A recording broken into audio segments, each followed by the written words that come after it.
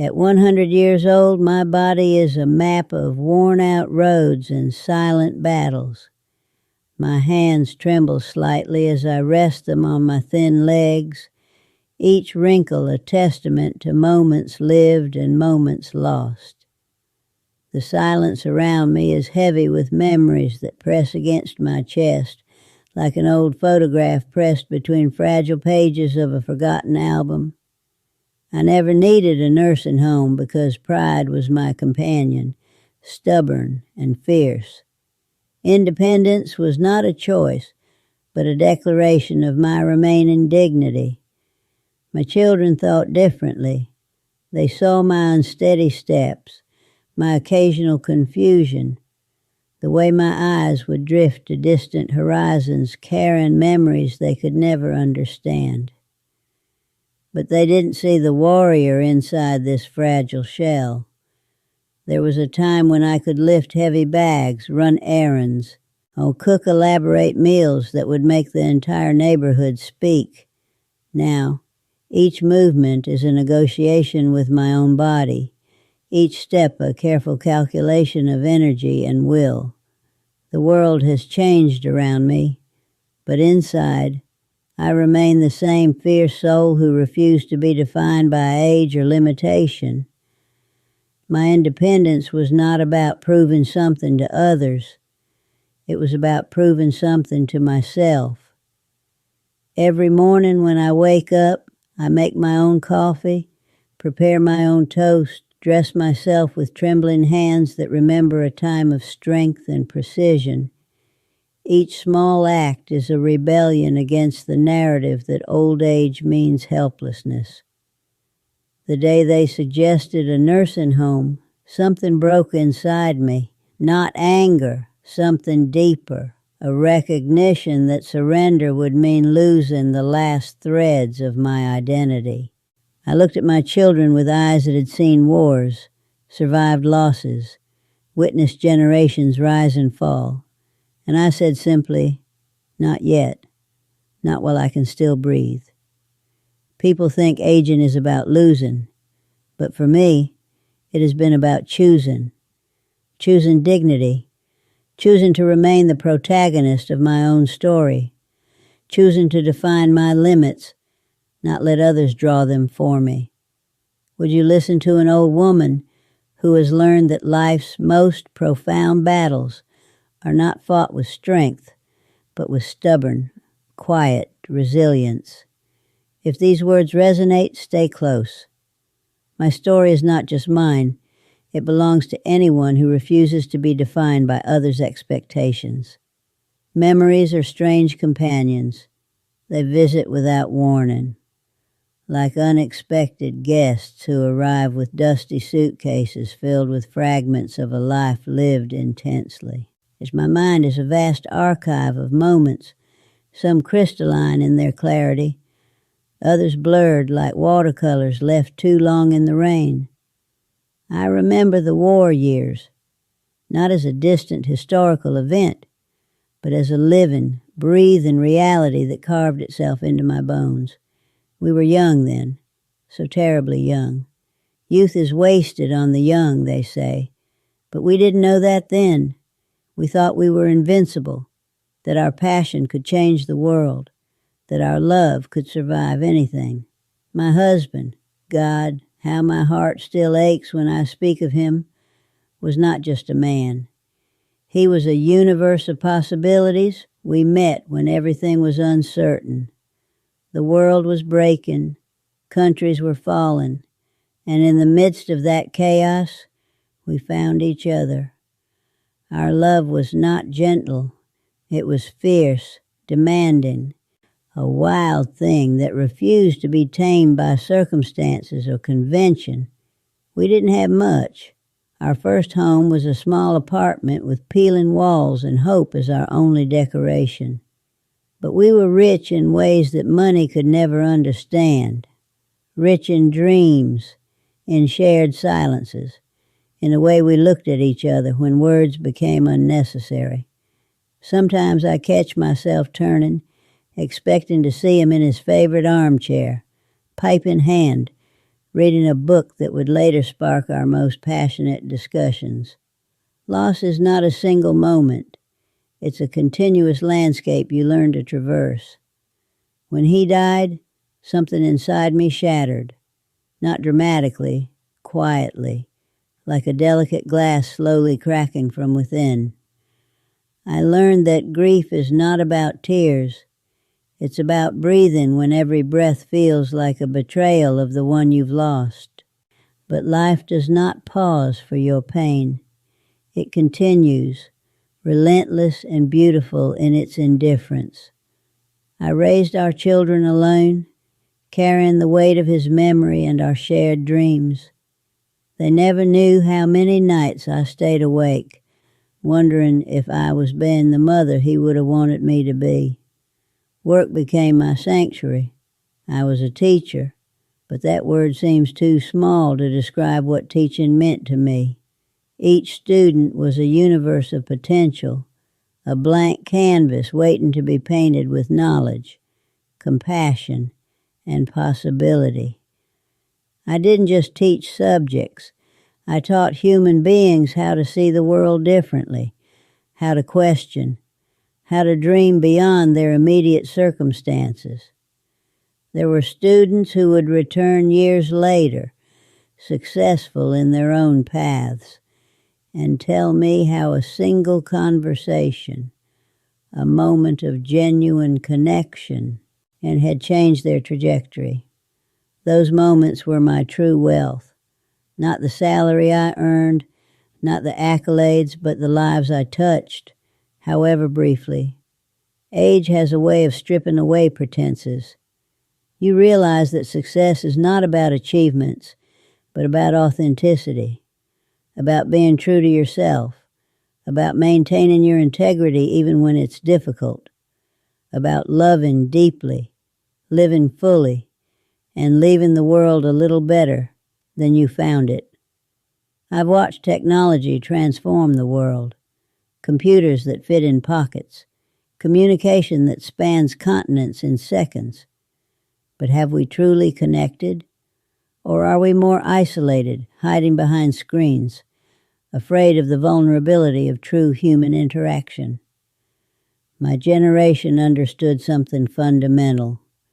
Presence matters more than perfection. We didn't have instant solutions. We had patience. As we had resilience, we had each other. Mortality is not something you fear when you're 100.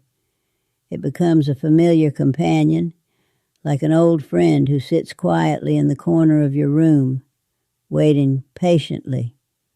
I've watched generations pass, seen children become adults, witnessed dreams bloom and wither, and understood that life is not about avoiding death, but about how fully you choose to live before it arrives. My body tells stories that my mouth cannot. Each scar, each wrinkle is a chapter of survival. The arthritis in my hands speaks of years of hard work, of embracing my children, of writing countless letters, of cooking meals that brought families together. My eyes, though clouded with age, have seen revolutions, not just of politics, but of human spirit. There were moments I thought I wouldn't survive, not the physical challenges, but the emotional landscapes that threatened to consume me. When my second daughter was diagnosed with a rare illness, the world stopped. Medical bills became monsters that devoured our savings. Hope became a thin thread I clutched desperately. We sold everything, our second car, my mother's inherited jewelry, even the small plot of land we had dreamed of retiring in. Suffering is not romantic. It's raw, it's ugly. It strips you down to your most fundamental self. During those years, I learned that love is not a gentle emotion. It's a warrior. Love fights. Love endures. Love transforms impossibility into hope. My daughter survived, not because of medical miracles, but because of a resilience that ran deeper than her illness. She taught me more about courage in those years than I had learned in decades. Watching her fight became my own silent battle, my own revolution against despair. I never spoke much about emotions. My generation was taught to be strong, to swallow pain, to continue. But silence is not strength. Silence is a prison we build for ourselves, brick by emotional brick. Now, at 100, I understand that vulnerability is the truest form of courage. The world changed around me, but my core remained constant. I watched technology replace human connections, saw relationships become disposable, witnessed a culture that values speed over depth. But human essence, our capacity for compassion, our ability to love, our potential for transformation, that remains unchanged. Regrets are heavy travelers. They sit in your heart, weighing down memories. I could list mine: the trip I never took, the book I never wrote, had the conversations left unfinished, but regret is a luxury of the young. At 100, I choose gratitude. Gratitude for breathing, for witnessing, for experiencing. My generation understood something fundamental that seems lost now. Community is not a convenience, it's a lifeline. We didn't have instant messaging, but we had front porches where neighbors would gather. We didn't have social media, but we had deep, meaningful conversations that lasted hours. Connection was not digital. It was visceral. It was real. Listen, because this matters, your time is not infinite. Each moment is a precious currency you can never retrieve. Don't waste it chasing external validation. Chase meaning. Chase authenticity. Chase the kind of life that makes your soul expand. I have friends who are listening, who understand these words carry weight. If you feel this resonates, if something inside you stirs, stay close. There are more stories, more truths waiting to be shared. At 100, I have become a concentrated essence of everything I've ever been, everything I've ever loved, everything I've ever lost. Wisdom is not something you acquire. It's something that acquires you. It seeps into your bones slowly, like rainwater into parched earth, transforming you imperceptibly. I didn't wake up one morning suddenly wise. Wisdom came through pain, through loss, through moments of profound vulnerability that broke me open and reassembled me differently. I remember the day I truly understood the meaning of forgiveness. It wasn't a grand moment. It was quiet, almost ordinary. My brother and I had been estranged for decades, a conflict so old its origins had become blurry. Pride had been our mutual language, silence our most fluent conversation. Then one autumn afternoon, as leaves were falling and the world seemed to be letting go of something, I realized how utterly pointless our anger had been. Forgiveness is not about the other person. It's about releasing yourself from the prison of resentment. It's about understanding that holding on to anger is like drinking poison and expecting the other person to die. My brother and I reconnected in the last years of his life. Those moments became treasures more valuable than any material wealth I could have accumulated. The world today moves so fast. Everyone is running, but running toward what? I watch young people with their devices, their constant connectivity, and I see a profound loneliness that technology cannot heal. True connection is not about the number of friends you have on a screen. It's about the depth of moments shared, the vulnerability you're willing to show, the silence you're comfortable sitting in with another human being. My most profound relationships were never complicated by technology. They were built on presence, real, unfiltered, sometimes uncomfortable presence.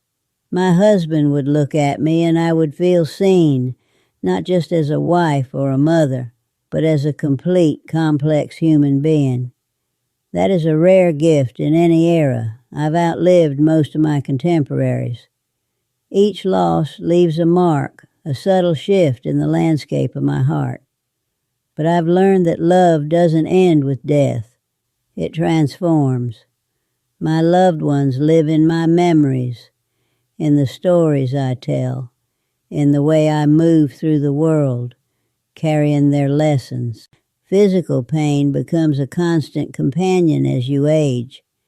Some days my body feels like an old house, creaking, requiring constant maintenance, holding memories in its every corner. But pain teaches you something profound about resilience. It teaches you that strength is not about avoiding suffering, but about how you choose to move through it. I want to tell you something important. Life is not about achieving. It's about experiencing. It's about being fully present in each moment, about loving without reservation, about leaving behind something more significant than your possessions, your essence, your impact on other human beings. There's a profound freedom in reaching 100. Social expectations fall away. You become transparent, like a piece of glass through which the world becomes startlingly clear. Pretenses become exhausting. Authenticity becomes your only true language. If these words find you at a crossroads, if something inside you recognizes a truth beyond the noise of everyday existence, listen closely. Your life is happening right now, not tomorrow, not when you've achieved some imagined success. Right now, in this breath, in this moment. I've walked a long road, a road marked by love, by loss, by moments of extraordinary beauty and devastating pain. And if there's anything I want to leave behind, it's this. Live, truly, deeply, vulnerably live. If this resonates with you, share these words. Not because they are mine, but because they belong to anyone brave enough to listen. Subscribe, because there are more stories waiting, more truths to be shared. And time, my friends, is always shorter than we imagine.